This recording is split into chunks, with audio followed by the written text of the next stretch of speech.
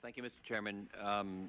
I would also like to thank Ms. Breitweiser and Mr. Bush for their testimony on their own behalf and on behalf of the others who have endured this. You're brave to be here, but you also had a lot to say, and from a perspective that's different than we've heard so far. And I also thank Ms. Hill for making sure that we started off with this testimony. I think it's vitally important that we hear this.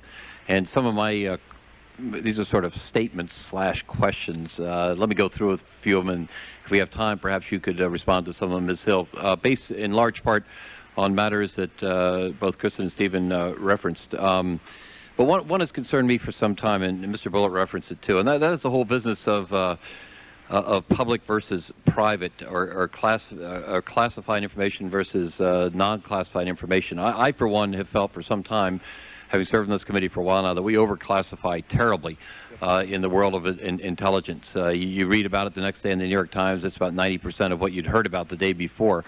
I just have serious questions about that. But the point was made in some of their testimony about the failure to warn the public. And I would imagine the public really didn't know much about bin Laden. Based on what you said, I'm not even sure the intelligence community knew what it should have known about bin Laden when September 11th came in 2001. We saw what the president has been able to do with Saddam Hussein, who's probably in the forefront of the minds of almost every American today.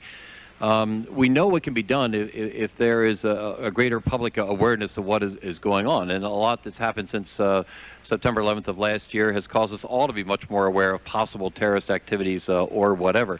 I would hope as our committee looks at all this, we look at the public aspect of it. The American public is very intelligent and very cognizant of what's going on in the world. And if they're given a chance to know what the potential problems are, my sense is that perhaps we can prevent some of the problems that we've had so far, and we shouldn't be so closed as far as intelligence is concerned. Now, I understand there are circumstances in which that cannot happen. I well understand that, and I'm not trying to go too far in saying that, but I really think we need to visit that question in terms of speeches being given by people in the intelligence community.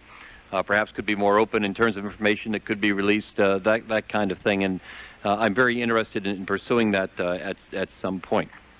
Something that Mr. Bush said, I had heard earlier when I visited the Homeland Security, and that is that the officials here in Washington were struck by how much the local law enforcement officers know about what's happening in their communities, about individuals in their communities, perhaps troubled individuals in their communities, various things that we probably would never know in Washington, D.C.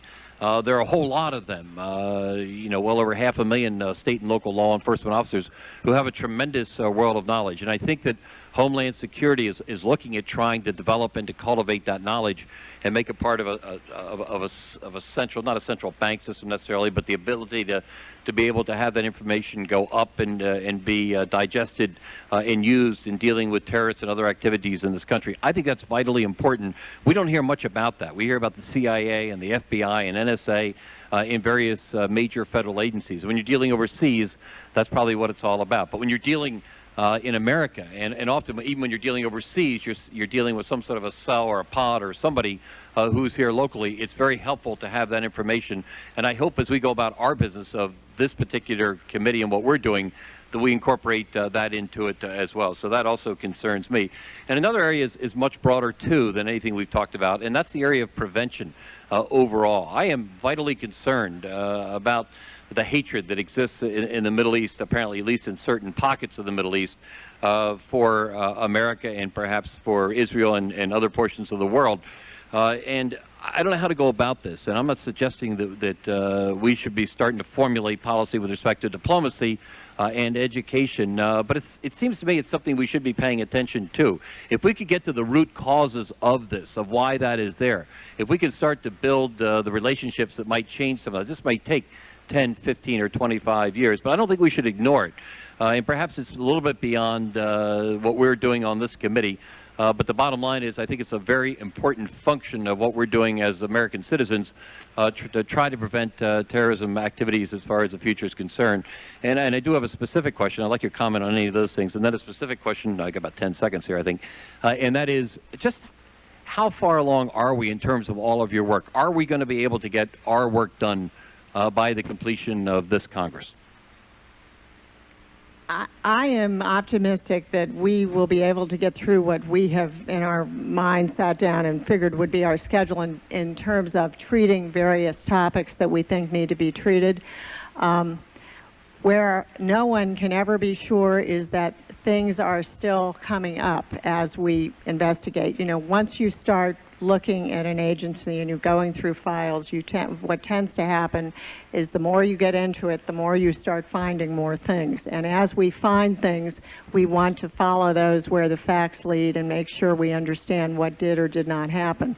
And that takes time. So there are some things like that that we are now working on that are going to take us more time because we haven't planned for that. But I'm cautiously optimistic we can make what I think would be a significant contribution on this whole front in terms of really understanding what did and didn't happen here before the 11th and why we didn't know more in terms of what were the systemic problems that were preventing people from knowing more.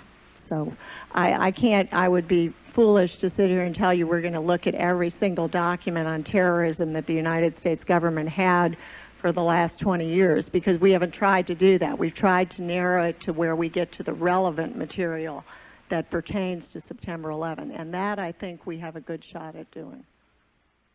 Thank you, Ms. Hill. We'll take my